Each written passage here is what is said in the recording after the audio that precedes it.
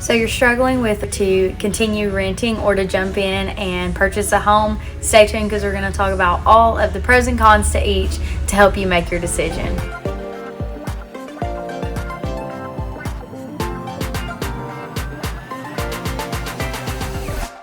So the easy thing for a real estate agent to say would be that it's always a great time to buy a home, and you should always buy a home rather than renting. But the truth is that just might not be the situation for everybody. So in this video, we're really going to talk about your long-term goals. And the first one we're going to start with is on the renting side. So if you are not looking for a long-term commitment or something that you are going to be tied to for a long time, renting might just be the thing for you. Also, as far as repairs go, you are really not going to be responsible for repairs and maintenance of the home, of course, unless you cause need for those repairs. And that's what a security deposit's for. It's also important to remember that when you rent, you are subject still to credit score checks. You're going to have a security deposit, usually at least 50% of a month's rent ahead of time, just in case you do break something. Some income requirements. So the landlord or company might require you to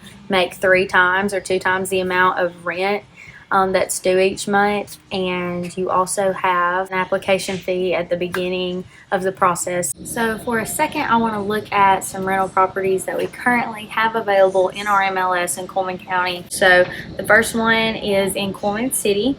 It's listed for $1,250 a month. It's a 3-bedroom, 2-bath, 1,300 square feet. Kind of what you're getting for $1,250 a month.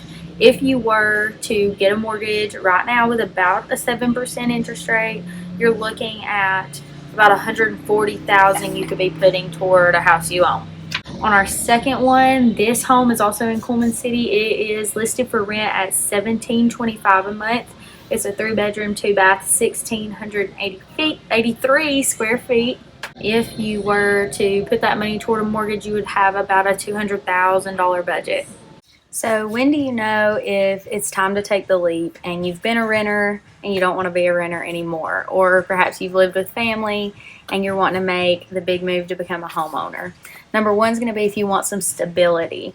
If you want somewhere that you have control over, you want to paint, decorate, remodel the way you want without having to ask permission, without having to do, renter-friendly hacks, then of course buying is going to be for you. Financially, owning a home is going to be good for you if you want possible equity in something that you own. Real estate is one of the best hedges of protection against inflation.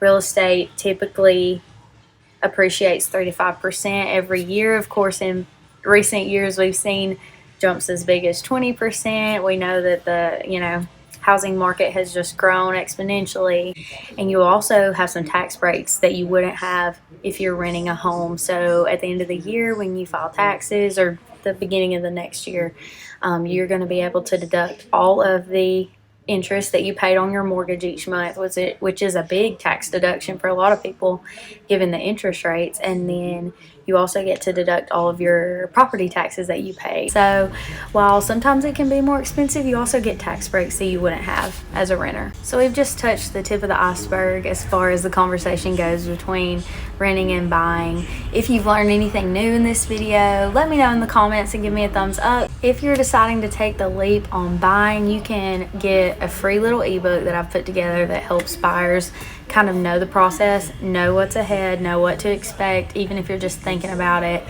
There's a link in the description box, so go ahead and click it, download that, learn what you need to learn so you can make your best next decision.